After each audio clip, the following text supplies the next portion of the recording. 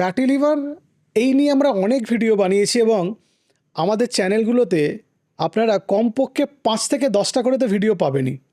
কিন্তু এই সবার মনে একটা ধারণার প্রশ্ন থাকে যে বিভিন্ন রকম খাবার দাবার ওষুধের কথা ডাক্তারবাবুরা তো বলেন, কিন্তু এরকম কি কিছু করা যায় না বিনা খরচে আমাদের ফ্যাটি লিভার নিয়ন্ত্রণে থাকবে? তো কিছু ঘরোয়া উপায়ে ফ্যাটি লিভার নিয়ন্ত্রণ করা যায় কি না তার কিছু উপায় আমি আজকে এই ভিডিওতে বলবো। এরকম 10টা উপায়ের কথা আমি আপনাদের বলবো। এরকম 10টা উপায় আছে যেগুলো কম খরচে আপনার ফ্যাটি লিভার কমাতে সাহায্য করবে। শুধু দরকার আপনার রেগুলার মোটিভেশন এবং এই যে বোর হয়ে গিয়ে এই সিস্টেম থেকে বেরিয়ে যাওয়া, সেটা খুব স্বাভাবিক। এবং অনেকেই করেন যে কিছুদিন পরে এই জিনিসটা শুরু করলেন, তারপর সেটাকে আর ধরে রাখতে পারলেন না। এটা থেকে আপনাদের দূরে সরিয়ে রাখতে হবে, মানে আপনাদের এই ব্যাপারটাতে লেগে থাকতে হবে কিছুদিন। তো প্রথম যে কথাটা আমি বলতে চাই ফ্যাটি লিভার নিয়ন্ত্রণ করার জন্য, সেটা হচ্ছে ওজন কমানো। দেখা গেছে যে 5 থেকে 10% যদি শরীরের ওজন আমাদের কমে, তাহলে ফ্যাটি লিভার কমতে সাহায্য করে। এবং শুধু এটা আমার কথা নয়, এটা আপনি অনেক গবেষণাপত্র আছে যেগুলো আপনি অন্তর্জালে পেয়ে যাবেন যে কিভাবে ওজন কমালে আমাদের ফ্যাটি লিভার কমে। দেখা গেছে যে ওজন কমলে শরীরের মধ্যে ফ্যাট কন্টেন্ট কমে, এবং আমরা জানি যে এই ফ্যাট বা চর্বি জাতীয় কোষগুলো ইনসুলিন রেজিস্ট্যান্সের জন্য দায়ী, এবং তারা আমাদের শরীরে যে ইনসুলিন তৈরি হয় সেগুলো ঠিকঠাকভাবে কাজ করতে দেয় না। তার জন্য ইনসুলিনের লেভেল বেড়ে যায়, এবং সেই ইনসুলিনের লেভেল বেড়ে গেলে গ্লুকোজ থেকে ফ্রি ফ্যাটি অ্যাসিড তৈরি হয়, যেগুলো ফ্যাটি লিভার তৈরি করতে সাহায্য করে। ফলে এই ওজন যদি যাদের কমে, কোনোভাবে আপনি যদি কমাতে পারেন, সেটা আপনার রেগুলার ফিজিক্যাল অ্যাক্টিভিটি হতে পারে, সেটা আপনার খাদ্য গ্রহণের তারতম্য বা পরিমাণের পরিবর্তন হতে পারে, বা খাবার কী ধরনের খাচ্ছেন সেখানে যদি কিছু আপনি পরিবর্তন করতে পারেন, তাহলে আপনার ওজন কমবে। বর্তমানে এরকম অনেক ওষুধ আছে যেগুলো আমাদের ওজন কমাতে সাহায্য করে। শুধু দরকার আপনাদের অনুপ্রেরণা আর অধ্যবসায়। অনুপ্রেরণা বললেই আজকাল রাজনৈতিক প্রেক্ষাপটে অনেক কথা মাথায় আসে, সেই অনুপ্রেরণার কথা বলছি না। আমরা আমাদের প্রত্যেক দিনের অ্যাক্টিভিটিতে যে মোটিভেশন, যে ডিসিপ্লিন, এইটার কথা আমি বলতে চাইছি। 2 নম্বর, ওয়াক ডেলি, মানে প্রত্যেক দিন হাঁটতে হবে। এবার আস্তে আস্তে আকাশ বাতাস পাখির আওয়াজ শুনতে শুনতে ফুলের গন্ধ শুকতে শুকতে হাঁটলে আপনার শরীরে ওজন কমবে না, ফ্যাটি লিভারে তার কোনো উপকার নেই। ফ্যাটি লিভারে আপনাকে ভালো থাকতে গেলে আপনাকে ব্রিস্ক ওয়াক করতে হবে। ব্রিস্ক ওয়াকিং কি? ব্রিস্ক ওয়াকিং আমি আপনাদের আগেও বলেছি যে যেভাবে হাঁটলে আপনার পালস রেট বাড়বে বা হার্ট রেট বাড়বে, এবং যেভাবে হাঁটলে আপনার রেট অফ রেসপিরেশন বাড়বে, শ্বাস প্রশ্বাসের গতি বাড়বে, সেইভাবে হাঁটতে হবে। এবং ব্রিস্ক ওয়াকিংয়ের সময় আপনি গান গাইতে পারবেন না এবং লম্বা বাক্য বলতে পারবেন না, ছোট বাক্য আপনি বলতে পারবেন, এবং পার্সপিরেশন হবে, মানে আপনার ঘাম হবে।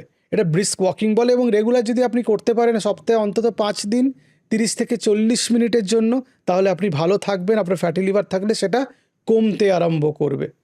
3 নম্বর, সুগার ইনটেক কমাতে হবে, মানে চিনি মিষ্টি এই জাতীয় দ্রব্যগুলো খাওয়া কমাতে হবে। মানে চিনি মিষ্টি মিছরি নকুলদানা বাতাসা এগুলো কিন্তু একই জিনিস, গুড় একই জায়গা থেকে তৈরি হয় এবং তার খারাপ প্রভাব একই রকম। ফলে আপনি চিনি খাচ্ছেন না বলে গুড় খাচ্ছেন, ব্যাপারটা একই দাঁড়ায়। এই জিনিসগুলো আপনার শরীর থেকে যদি বার করতে পারেন, বা আপনি শরীরের মধ্যে যদি গ্রহণ না করেন, আপনি চিনি হয়তো ডাইরেক্ট খাচ্ছেন না, কিন্তু আপনি কোল্ড ড্রিঙ্ক খেয়ে নিলেন যার মধ্যে অনেকটা চিনি আছে, অথবা আপনি জানেন না যে কিছু প্রসেসড খাবার বাজারে কিনতে পাওয়া যায়, যেটা ব্রেকফাস্টে আমরা খাই, সেগুলোতে অনেক চিনি মেশানো থাকে। এগুলো টেস্ট এনহ্যান্স করার জন্য আমরা এরকম অনেক সাপ্লিমেন্টস খাই, সেগুলো হয়তো আমরা ভাবি স্বাস্থ্যের জন্য খুব উপকারী, সেগুলোতে আমাদের টেস্ট বাড়ানোর জন্য সেগুলোর মধ্যে চিনি মেশানো থাকে।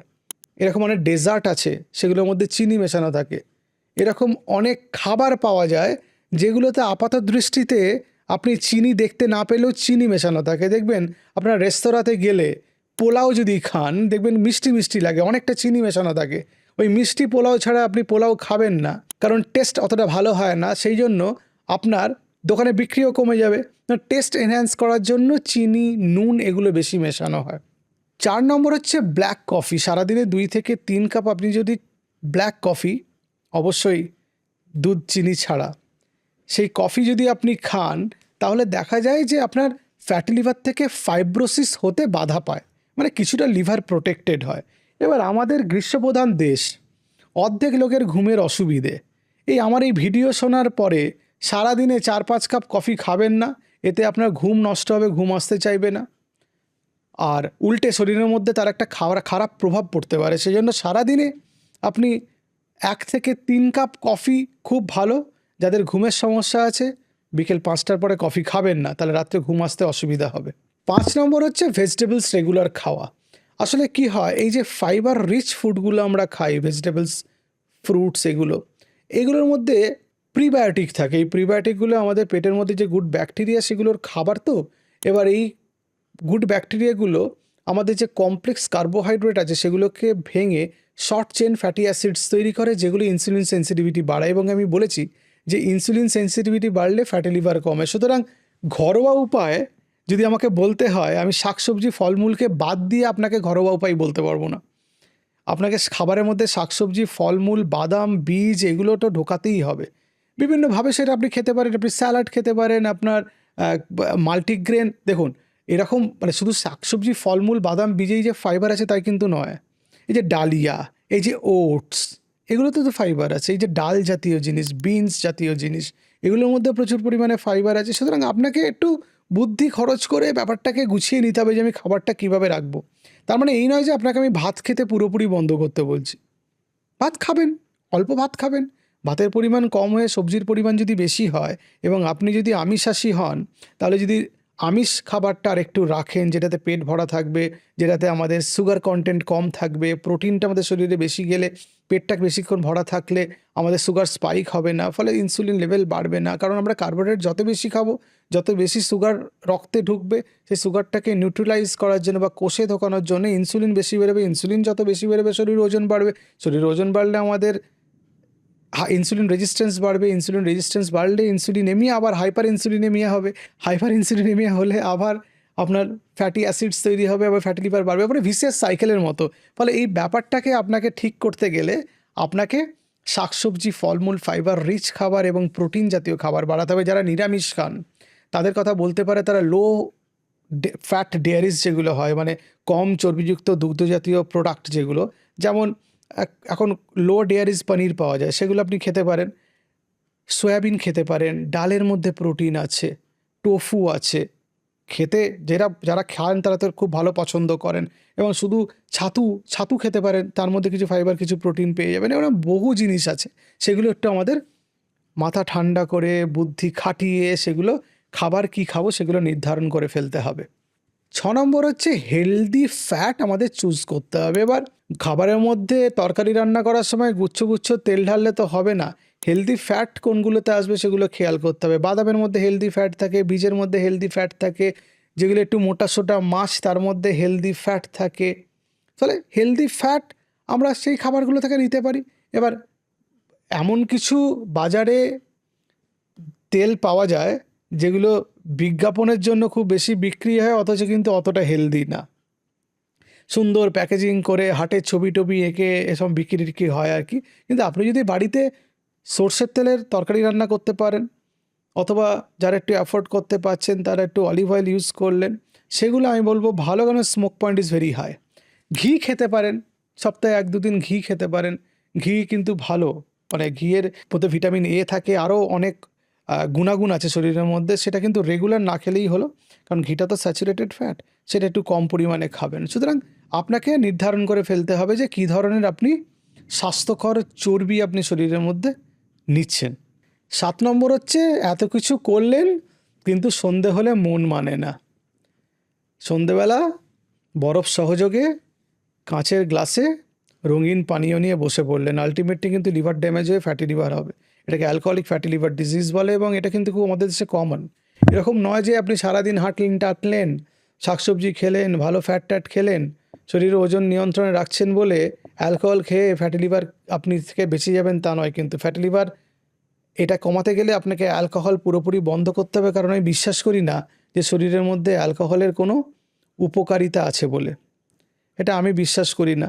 এবং অ্যালকোহল যারা খান তারা বিভিন্ন অজুহাতে অ্যালকোহল খান। কেউ বলেন যে আমার ঘুম আসে না অ্যালকোহল খাই, কেউ বলেন যে অ্যালকোহল খেলে পরের দিন পটি ভালো হয়, কেউ বলেন যে সারাদিন এত পরিশ্রম করি অ্যালকোহল খেলে একটু মনটা ভালো থাকে, আবার কেউ বলেন দীর্ঘদিনের অভ্যাস হঠাৎ করে এটা বন্ধ করলে কী যে হবে বুঝতে পারি না। আবার কেউ বলেন যে আমি বন্ধুবান্ধবদের সঙ্গে টাইম স্পেন্ড করতে গেলে তারা অ্যালকোহল ছাড়া বসে না, সেই জন্য আমাকে অ্যালকোহল খেতে হয়। আবার কেউ বলেন যে আমার অফিসের কাজে বসদের সঙ্গে একটু অ্যালকোহল না খেলে সম্পর্কটা ঠিক ভালো থাকে না। ফলে বিভিন্ন অজুহাতে লোকে অ্যালকোহল খান।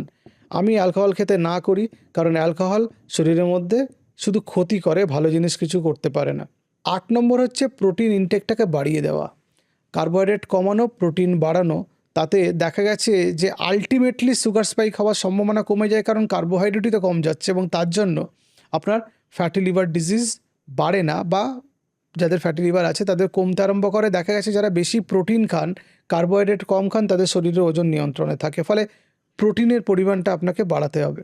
9 নম্বর হচ্ছে গ্রিন টি খাওয়া, সবুজ চা।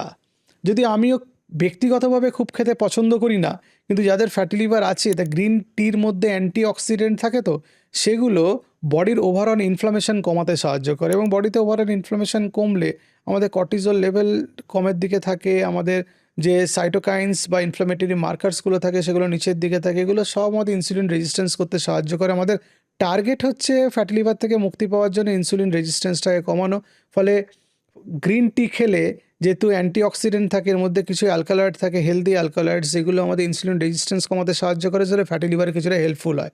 তার মানে এইরকম নয় যে আপনি একদম ফ্লাস্কে করে নিয়ে সারাদিন ধরে গ্রিন টি খেয়ে যাচ্ছেন জলের পরিবর্তে, কারণ প্রত্যেকটা জিনিসেরই ওভারডোজে তার খারাপ হওয়ার কিছু সম্ভাবনা থাকে। কারণ কতটা গ্রিন টি আপনি খেতে পারবেন, সারাদিনে 1 থেকে 2 কাপ গ্রিন টি আপনি খাবেন যদি আপনি চান।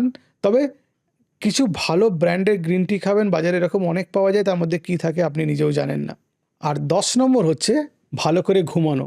যারা ভালো করে ঘুমান তাদের মানসিক চাপ কম থাকে। মানসিক চাপ কম থাকলে কর্টিজল নিচের দিকে থাকে, অ্যাড্রিনালিন নিচের দিকে থাকে, সুগার স্পাইক কম হয়, ইনসুলিন রেজিস্ট্যান্স কম হয়। এবং দেখা গেছে যারা ভালো করে ঘুমান পরের দিন এনথুসিয়াস্টিক থাকেন, এনার্জেটিক থাকেন, তারা রেগুলার এক্সারসাইজ করতে পারেন এবং লাইফটাকে একটা অর্গানাইজড ওয়েতে নিয়ে যেতে পারেন, যাতে ওভারঅল ডিসিপ্লিন লাইফের দিকে তারা এগিয়ে যেতে পারেন।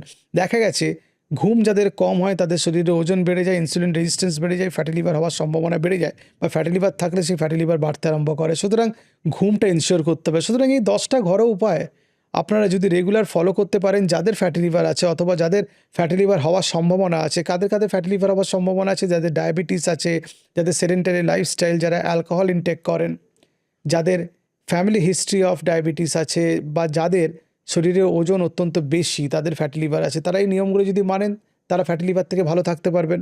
এরকম অনেক ভিডিও নিয়ে আপনাদের সামনে আসবো। আপনারা ভালো থাকবেন, সুস্থ থাকবেন। আর আপনাদের কোনো প্রশ্ন থাকলে তার আপনারা জানাবেন কমেন্ট বক্সে। আমি ব্যক্তিগতভাবে প্রত্যেকটা প্রশ্নের উত্তর দিতে পারি না, কিন্তু আপনাদের প্রশ্ন করলে আমি বুঝতে পারবো আপনারা কোন ব্যাপারে আমার কাছ থেকে জানতে চাইছেন, সেই ব্যাপারে আমি ভিডিও নিয়ে আসবো। নমস্কার।